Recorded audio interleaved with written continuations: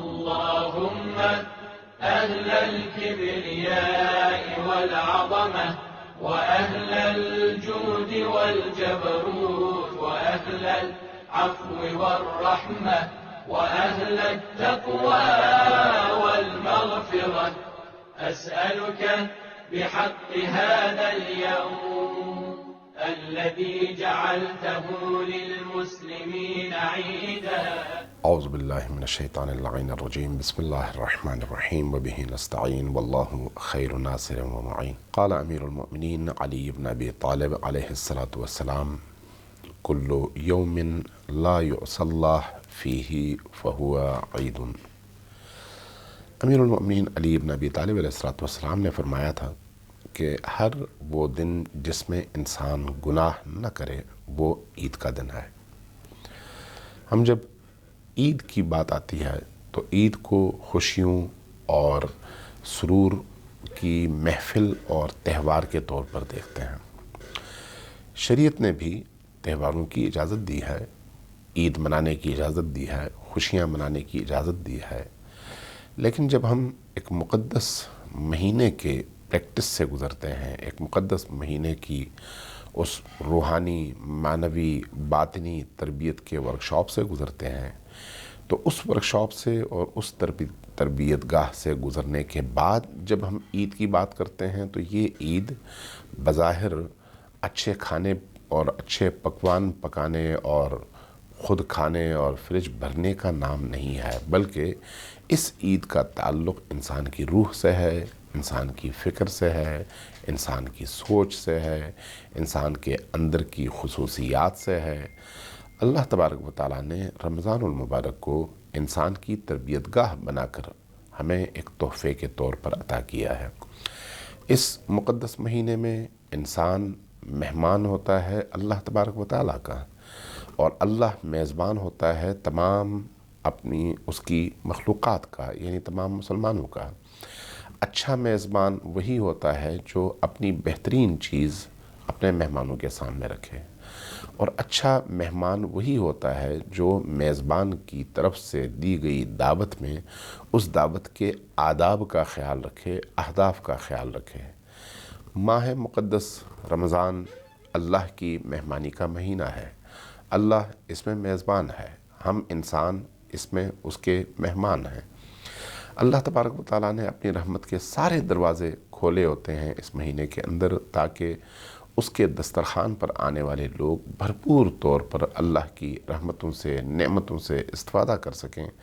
اور اپنی اصل حقیقت کو، جس کو ہم روح کہتے ہیں، اس کو پروان چڑھانے میں ان رحمتوں سے، ان نعمتوں سے استفادہ کر سکیں۔ اسی طرح سے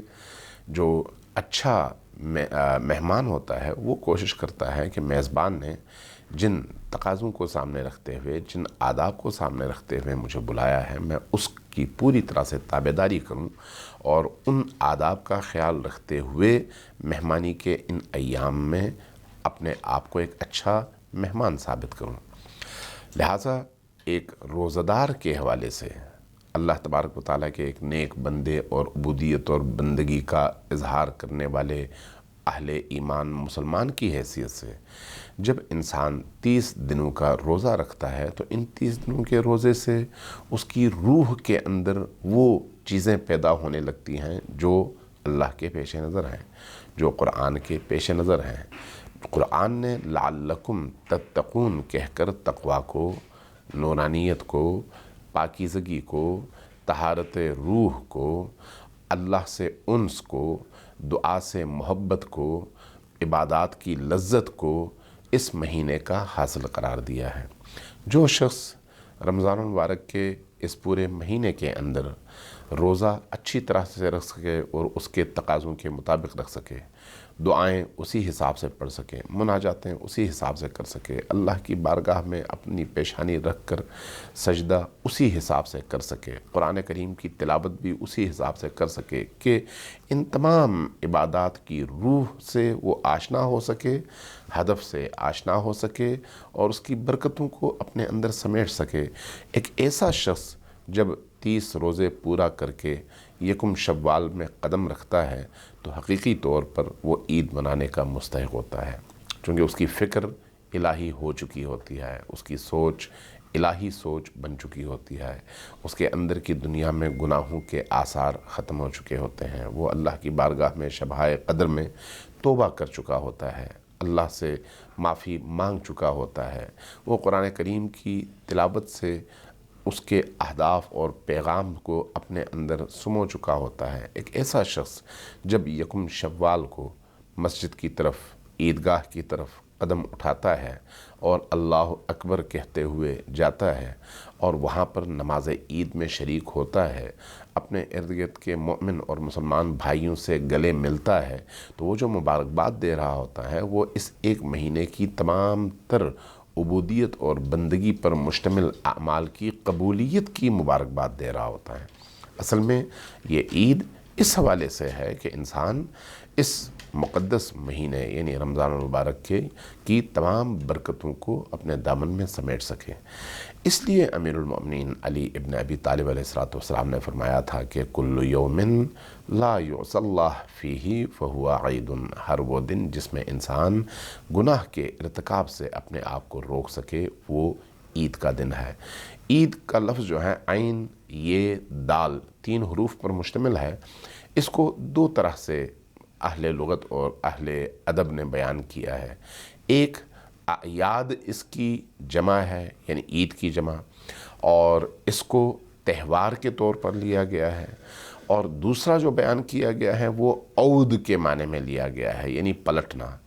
اعیاد عید کی جمع ہے یعنی خوشی کا دن، لیکن عود یعنی اللہ کی طرف پلٹنے کے معنی میں ہے۔ تو ہر وہ دن جب انسان اپنی شہوانیت سے، اپنی نفسانی خواہشات سے، اپنے نفس سے سرکش کی قید سے آزادی حاصل کر کے اپنے رب کی طرف لوٹتا ہے، اپنے رب سے لو لگاتا ہے، اپنے رب سے دوستی کرتا ہے، اپنے رب کی محبت اور عشق میں مبتلا ہوتا ہے، ایسا دن اس انسان کے لیے عید کا دن ہے، اس لیے کہ وہ اپنے رب حقیقی کی طرف پلٹ چکا ہے۔ اللہ تبارک و تعالی رمضان المبارک کی تمام عبادتوں کو ہم سب کے حق میں قبول فرمائے، اور اس عید کو یعنی یکم شوال کو ہم سب کے لیے حقیقی معنوں میں اپنے آپ سے پلٹ کر اپنے رب سے ملنے کا دن، اور اس خوشی میں، اس سرور میں، اس کیف میں اپنے آپ کو اللہ کے قریب تر کرنے کا دن قرار دے، اور ہمیں عبادت اور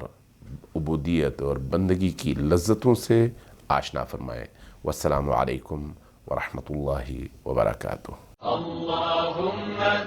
أهل الكبرياء والعظمة